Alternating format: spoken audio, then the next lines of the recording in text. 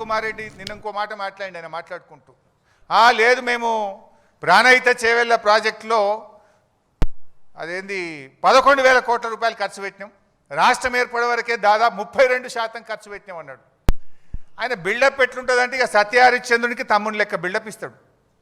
సత్యహరిశ్చంద్రుడే దిగచ్చిండా, అబ్బా ఉత్తమ్ కుమార్ రెడ్డి ఇంత నిజాయితీగా మాట్లాడిండా అని మాట్లాడతాడు. ఆస్కార్ అవార్డు ఇవ్వచ్చు ఆయనకు. వాస్తవానికి చెప్పాలంటే 2014 రాష్ట్రం ఏర్పడే నాటికి ప్రాణహిత చేవెళ్లలో పెట్టిన ఖర్చు కేవలం 3,700 కోట్లు మాత్రమే. మీరు చేసిన పనులు కేవలం 3,700 కోట్లు మాత్రమే, నాట్ ఈవెన్ 10%.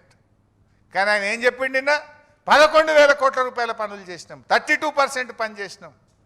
అబద్ధాలకు కూడా హద్దు పద్దు ఉండాలి.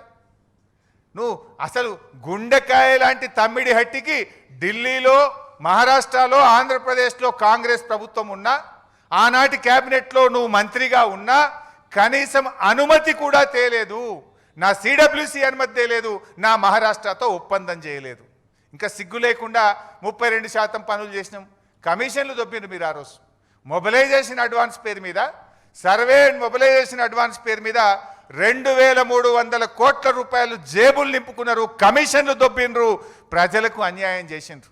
4 ఏళ్ల ప్రాజెక్టు పూర్తి చేస్తామన్నారు.